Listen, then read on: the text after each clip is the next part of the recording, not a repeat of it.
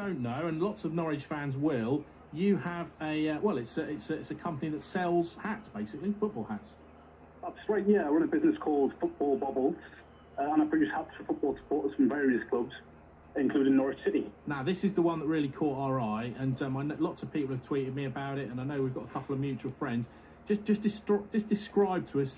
Now, do you call it? Is it a bucket hat? Is that what you call it, or a beanie, or what would you call this kind of?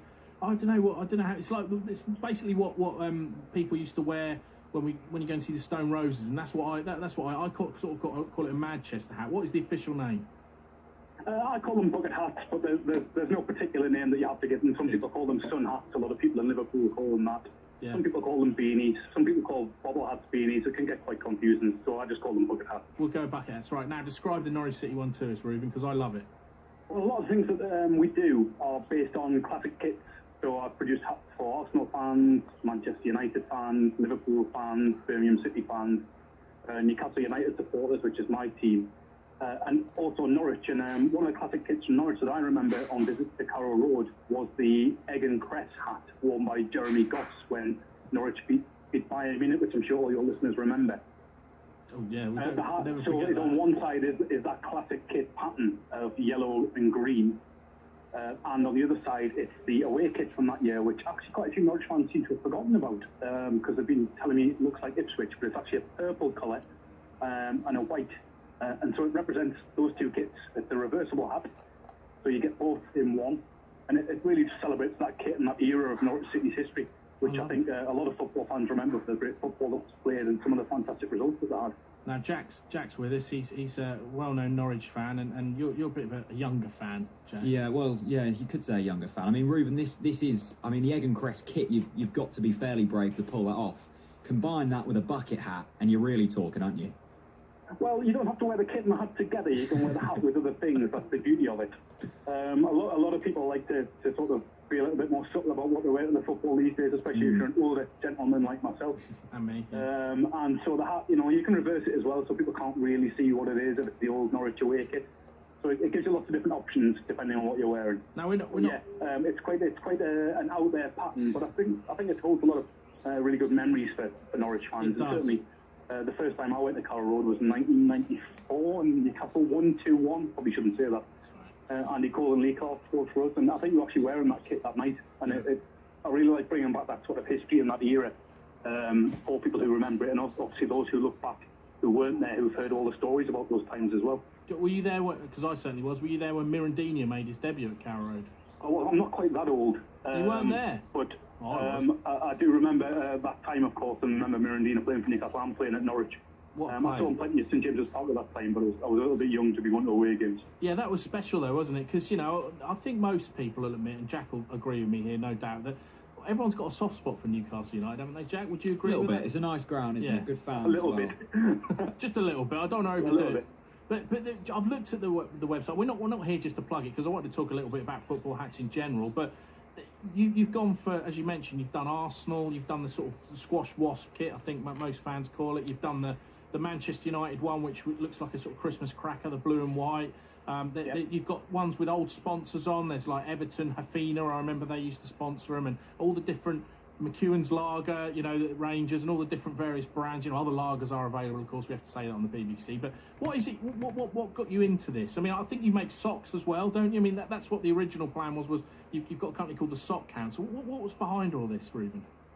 Well, the Sock Council was the primary business, and that started as a club between friends. It really started as a joke, following Newcastle away from home and going to games, and then run into people who, like me, were sort of into the old football dressers and football casual culture from the 80s.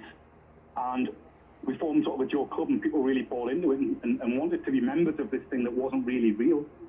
And so we created a club, and people joined, and we started to make socks. We spent a lot of money on trainers, the football, shirts, coats, the usual sorts of things. And so I started making socks, and then I made hats for Newcastle United fans, because I'm a supporter and no one was doing it, and I wanted to produce something that was high quality. All of the stuff is made in the UK or in the EU, so we make sure it's really high quality, and we're also very careful about the sort of standards people work and exist in. We don't want things made in sweatshops, for example. And it's sort of a countercultural thing. It's things for people who are sort of discerning football fans who want something a little bit different, and it's also fun as well. So yeah, I started making the socks with friends just by accident, and then the football thing came up, and lots of people said, can you do things for our club? No one's doing it. And I've got lots of friends through making socks and through having social events at different football clubs, fanzines, those sorts of people. And I said, yeah, this will be great, let's make some hats. And so far, you know, it's been really well received, and people really enjoy them, and I enjoy making them. And we've got lots of new things coming in the winter, in the autumn and winter for USC, and it's nice to have a bobble hat when it's cold. We're planning on doing an Egg and Crest Norwich hat for the winter for fans of Norwich, yes, and for lots of other clubs too. But it really is just a counter-cultural thing, something that's quite a lot of fun. And we try and do positive things with it as well. So on the Sock Council website, we've just done with Corby Hosiery in Wales, we've just done some Manchester Bee socks, and all of the profit from those is going to the victims of the recent terrorist atrocity in Manchester. Fantastic. So we try and do things that sort of have a social conscience as well. Yeah, well, that's great. Now then, how are the sales going for the Norwich hat? I mean, I've seen it on Twitter. Loads of people are retweeting it, and loads of people are talking about how are they going. Yeah, they're going very, very well. They're very popular. We don't make hundreds and thousands of them, so they are sort of quite discerning.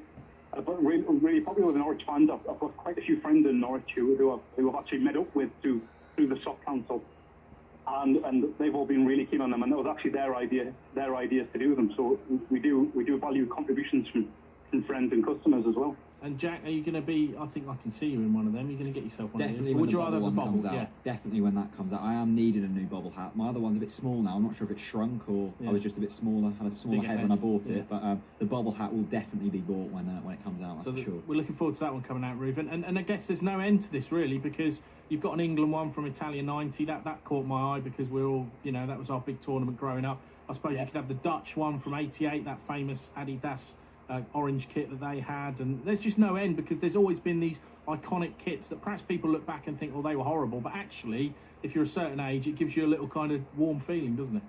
Yeah, I think nostalgia is a really important thing to people, isn't it? Looking back at these sort of fond memories. And obviously, football has changed tremendously in the last 20, 30 years, so it's a very different environment. And it was sort of, I don't know, maybe it's my nostalgia looking back, but it seems to be a little bit less corporate and a little bit less sort of all about money 30 years ago. And so people look back fondly on these designs and the memories that they have, and look at it through rose-tinted spectacles. So yeah, there's lots of designs happening, lots of designs coming. Later in the year, we've got the England hats on site, and we're looking at doing lots of things towards the World Cup in Russia in 2018. Fantastic. Just tell us the website in case people want to check it out. It's footballbubbles.bigcartel.com. Brilliant. And you're on Twitter as well. Just a quick word then on Newcastle, because we've kissed you goodbye. We had two pretty eventful games with you last season, but we're saying goodbye to you to go to the Premier League. And what do you reckon? I mean, you've got a good manager there, and probably going to be all right next season, aren't you? I think the manager makes all the difference. If you look at the teams who got relegated, especially Sunderland, which is quite funny last season, having a good manager and the teams with the better managers sort of survived. Look at how Hull improved when they got Silver in. I think we'll be okay. I don't think it'll be easy. I don't think we're gonna set the world on fire. We need to buy a lot of players, but yeah, I'm looking forward to it. I think we should do okay and really stabilise for a year. That'd be nice for once for Newcastle, just for everything to be calm. A bit of calm, that'd be nice. All right, mate. Reuven Fletcher, thanks ever so much for joining us, mate. Thank you very much. Cheers for your time. No problem at all. That's Reuven Fletcher, who invented football bobble hats. Not just invented them in general, but special retro ones, Jack. Yeah. We really love them. We've looked on the website. It's great.